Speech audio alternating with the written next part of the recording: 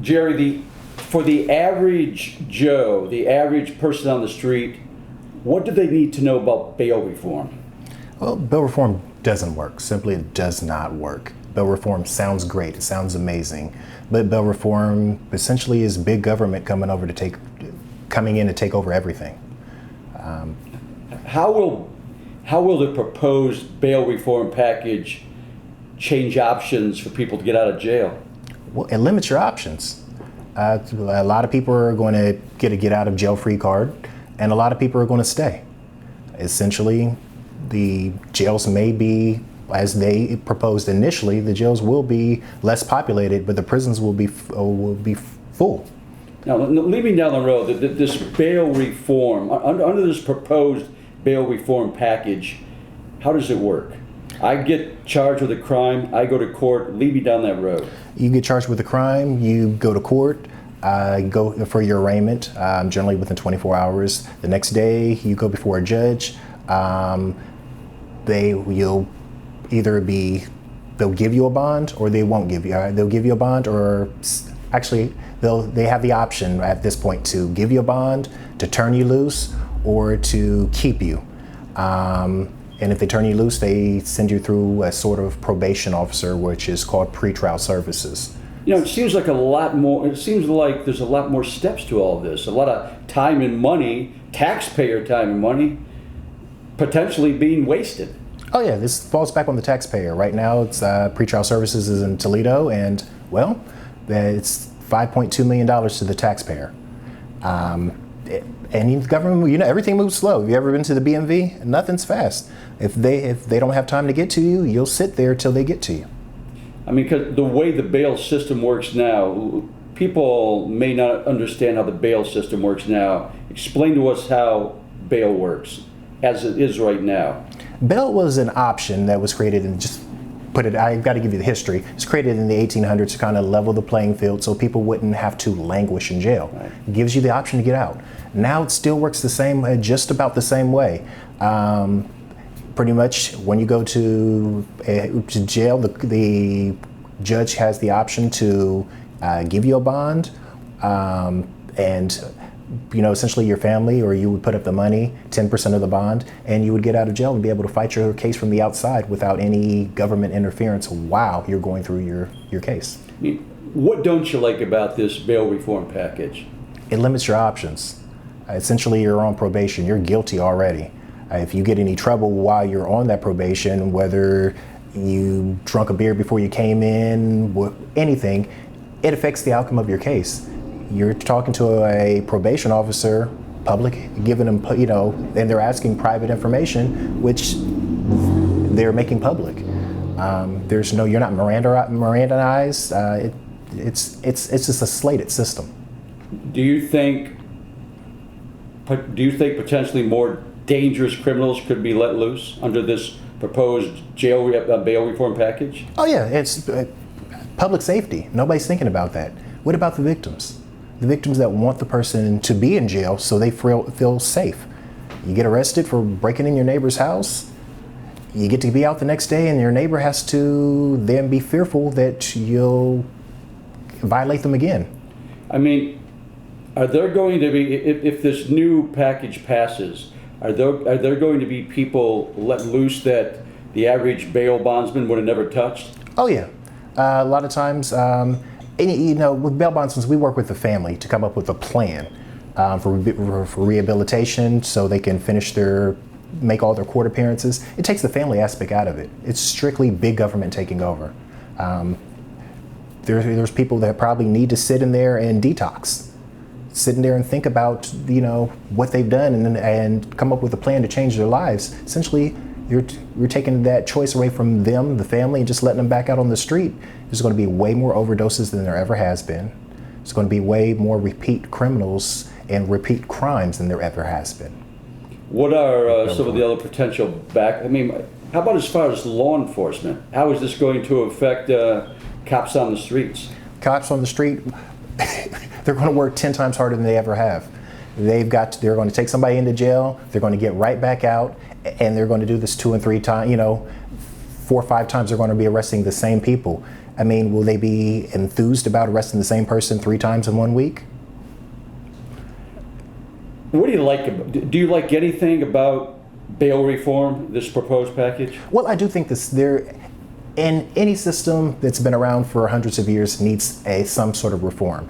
I do like the idea of a unified bail schedule. I believe it should be a unified bail schedule throughout the whole state. All 88 counties in Ohio should have a similar or a unified bail schedule. So if you get caught in Cleveland for theft, or if you get caught in Columbus for theft, you know what your bond is. It's going to be the same thing. It shouldn't be $50,000 in one city and $5,000 in another. So that, maybe you can even bullet these things too, Keith. We talk about, the pluses of bail reform. Are there any other pluses of bail reform that we need to know about? That's the only plus that I feel actually makes sense. I do think a common sense bail reform needs to be addressed. I mean, I do think the bail schedule makes great sense. Right now, they do want every county to have a listed bail schedule with bail reform. Right now, they want every county to have a listed bail schedule, but it doesn't have to be uniformed. I think a step in the right direction is making a unified bail schedule where everybody has the same bond no matter where you go. Let's summarize to what you don't like, and Keith could probably bullet point these when he produces this. Point by point, what don't you like about this bail reform package? Well, first thing I don't like about the bail reform package, big government. I don't like the idea of big government. I do believe the Constitution was written for a reason. I do believe we have rights and we should stand on the rights. Once you give away your rights, it's almost impossible to get them back. So big brother, big government interfering. What's another point you don't like about this bail reform package? Takes away your options. I mean, you should have the option to bail out, and instead of the option, if you get a felony charge, you don't have an option. You just stay in jail if the courts so choose. I do think options are important. Could it slow down the judicial process? Oh, it's definitely going to slow down the judicial process. There's not enough time in the day to monitor everybody that they put through the pretrial services. Ankle monitors only work so good. If you go into an area where the ankle monitor, in a basement or it's a dead zone. I mean, case in point, Reagan Tokes. Yeah. Potentially more criminals or people we don't want on the streets, back on the streets? Yeah, with no repercussions. They didn't pay it. They haven't, they didn't sit in jail for a second. They didn't go through the process. It's just in and out. No repercussions. Well, someone has to pay for this. Who's paying for it? You, me, taxpayers. We're paying for it. Again, Toledo, $5.2 million is what the taxpayers are paying. They had bail reform in New Jersey, and the courts are crying broke already. Yeah, because we were talking about that. They tried bail reform in states like Arkansas and Alaska, in New Jersey. What's happened with those states? Oh, in Alaska, they've overturned it. Arkansas, they've overturned it. Jersey, the courts are crying broke right now. It's taxing. You're putting all the burden onto the court and the citizens to pay the taxes on. A lot of people who wind up getting charged with crimes, poor, minorities. How is this going to affect those groups? They're the ones who are going to be affected the most. You don't know your a lot of times with poor, you're not aware of your options. When you're not aware of your options, you're pretty much up a creek without a paddle. It's just going to affect them the most. Because that's the thing, we've been around, both of us. We've seen this. I mean, the socioeconomically challenged people, minorities, those seem to be the ones who are victimized by this the most. Well, the whole system's going to be, it's a biased system. You're going to the minorities, poor people, you're going to be going, pretrial services. You're going to be at the recommendation, you're going to get recommendations to the court from people who at this point aren't professionals. Right. This is a brand new system. They can't have too much experience on a brand new system, and they're going to be dictating and giving recommendations to the court about your future, about your freedom, about your life. You know, speaking about futures and lives and livelihoods, what will this do to the bail bonds business as a whole? I think the bail bond business will cease to exist. There might be one or two companies around statewide, but this really will pretty much kill the industry. This is an industry that's been around. We wear many hats. We help lots of people. We're social workers. We're mechanics. We help navigate through this court system that, they don't teach small government, city government in school anymore. So we are an essential part of the process that they're just going to do away with. No, you make a great point. There are going to be people who are charged with these crimes who are going to go into court, and they're not going to have any idea how the system works, what their rights are. I've heard you on the phone. You counsel these people, you talk with these people, you want to work with these people, you educate these people. That's a valuable service in of itself. Well, it is, and we do this just because most of us, I would say I've never met a bondsman that doesn't love their job, that doesn't love to help people. You can't do this job. It's a commission-based job for most of us, and nobody's rich. The average bondsman may make $30,000 a year tops. That's a good bondsman. Nobody's getting rich. We're just simply trying to make a decent, honest living and help people. Again, you're going to become you're just a number, just another person when you stand before that judge. They're not going to have their representation of people like you. That's a big loss, in my opinion. It is. And who's going to step up? Your probation officer? I'm pretty sure there's a lot of great probation officers, but your pretrial service officer, I'm sorry, it's just like a probation officer. Are they going to come to court and say, hey, this is a good person, I've met the family, I've talked to mom, we've come up with a plan to change their lives? Are they going to walk them down to counseling? No, this is not going to happen. Is this all about politics? This is all about politics. There's somebody that thinks they have a good ideal in theory, but it's not practical. It will not work. Again, it's been bail reform has been rescinded in Alaska, has been rescinded in Arkansas, New Jersey. You see what happened there. In New Jersey, there's a lot of slated one-sided info, but the stats aren't right. New Jersey is definitely going through it. That's the citizens of New Jersey. Nobody loves bail reform there. Talk to me about, you had a phrase for this. It's called slave. What was it?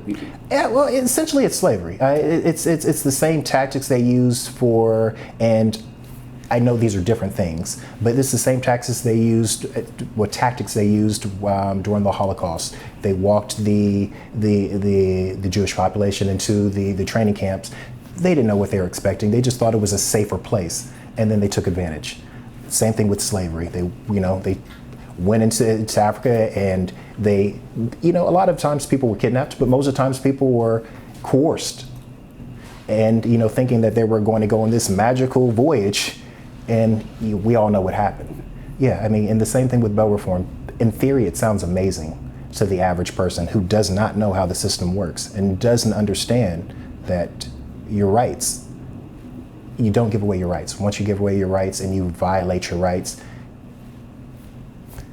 your options are limited. Oh, I agree. I think the average person doesn't know how the system works. Yeah. They don't get it, and now the game's being changed. They want to change the game. I just don't see why they're even doing this. Really, I'm just confused why they want to make all these big changes. Well, I think the Chief Justice, I think it's a lot of it's ego. And I definitely believe it's ego, and I think she thinks she has a great idea, but it's not practical. The average person without family, because again, when you get out of jail, the person who bonds you out, your indemnitor, who's responsible for you, pretty much co-signs for you, that person and the bonds person come up with a plan to make sure that you make it to all of your court dates.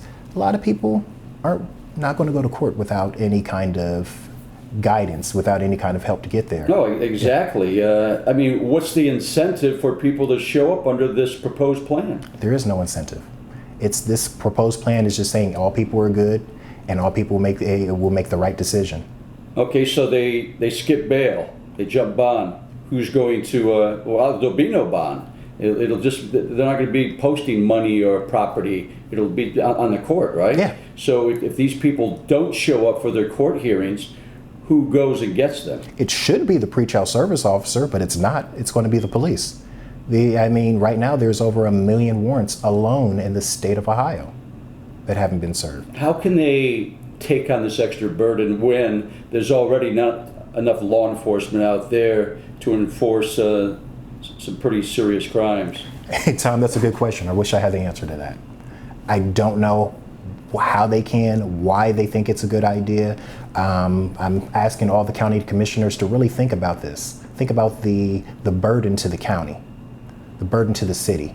This just does not make sense. They're going to become fugitive recovery professionals.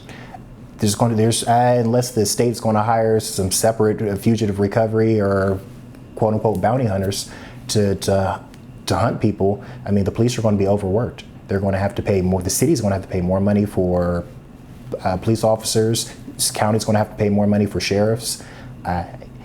It's going to bankrupt most cities in the state of Ohio, especially the smaller cities. You know, if I'm the person sitting home right now watching this, what do I need to know about? Why should I be concerned about bail reform? Well, bail reform, pretty much, you get arrested and you get let go free, or you stay.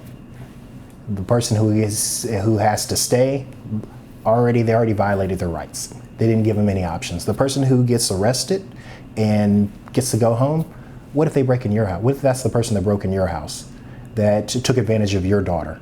How would you feel? Would you feel like the government's protecting you? What would you do? I think it's going to become the wild, wild west. Your point on today, man. Is there anything else you want to cover that we didn't talk about? Listen, I'm glad you came. Pretty much, just in short, bail reform doesn't work. You know, we need to protect our rights and stand on the Constitution. I mean, and two, jails are already overcrowded. Prisons and jails, we hear about overcrowding all the time. How will the proposed bail reform package affect that? Well, in one way, I do believe, as they're stating, that the jails will be empty. The jails will be emptier, but the prisons will be fuller. You know, I think people need to take time and research the correlation between the Buckeye Institute and private prisons. Private prisons are going to be full. Private prisons make money, and they're going to be full of this free manual labor, which is it's slavery in 2019. So they free up the jails. That's not always a good thing. I mean, some people belong in jail. Yeah, and sometimes people need to be in jail for just short periods of time, just to get their life together, just to sit and think. I mean, that's with the hustle and bustle of every day and the internet and just so many stressors in life. I mean, sometimes that's the only time you get to think, wow, I made a bad decision. What can I do to change my life? And the other thing is, when the prisons are full, it's your family member that's going to be in there making license plates, making mattresses, all the things that they make in these private prisons, and it's free labor. Oh, absolutely. Again, I can't stress, because I've been around, I've heard you talk to people. I mean, you guide them in this process. Yeah. I've been in court a lot, and it's a pretty aesthetic, unfriendly environment. There's not a lot of coaching and helping and advising going on, and maybe that's not their role. But I mean, you point a lot of these people in the right direction. Where are they going to get that kind of help under this system? It's not going to be a help desk. There's not going to be anybody who really seems to care and direct these these are just our neighbors. And in the right direction. There's not going to be a person that's going to walk in. My office is right next to a counseling center. If I have a person that has a drug or a codependency problem, I try to get them help. And I try to get them help on their terms, not on the court. if the court sets it up for you, it may not be the right time for them. It may not be the right environment. I try to set it up where I know it's going to work, and that's why I work with the family and the defendant to make sure that people are steered in the right direction and are able to successfully navigate the court system. No, you're right. And navigating the court system isn't always easy. The biggest misconceptions about bail and bail bondsmen, what are those? Well, people think, and right now, some bonds I will say are crazy. They are ridiculous. They're way too high. They don't make sense. But there's never been a bondsman in the history of bail bonds that has set his own bail. The court set that. That's why there needs to be a common sense bail schedule in every county. Misconceptions are that we're like Dog the Bounty Hunter. I've met Dog. He's a cool guy. But Dog, it's TV. It's not real. It's and people think we're getting rich. We struggle. I work 10 to 12 hours a day every day. Again, the average bondsman makes around $30,000 a year and has a full-time job. Nobody's getting rich. Anything else you want to hit? I think this pretty much sums it up. I definitely appreciate you taking the time. I mean, I know you're a busy man, and it's an important issue for everyone. Yeah. That's at some point in our lives, someone that we know or even in our family will be arrested for a crime. Yeah. That's why it's pertinent that people understand what this proposed bail reform package is all about and who it's going to affect. It's going to affect all of us. I mean, yeah, you're right. Sometimes somebody may get a DUI, an own VI, a theft charge, whatever may be the case. Even this goes to child support. You may have a child support warrant. Right.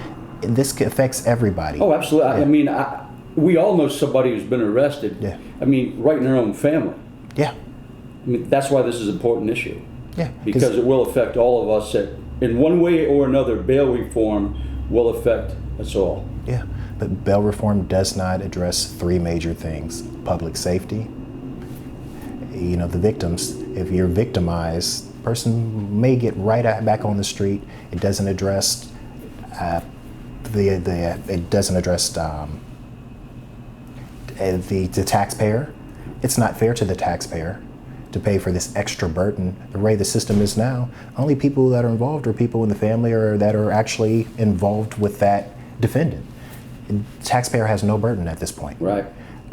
You're not paying for something my kid did. I am. So it does not address that. Bail reform does not address a unified bail schedule, and I don't think they pretty much care. To the average person sitting there watching this, what do they need to know about this proposed bail reform package? Well, this bail reform package it's slated against the average citizen. You're losing your rights. You're giving away your rights with this promise of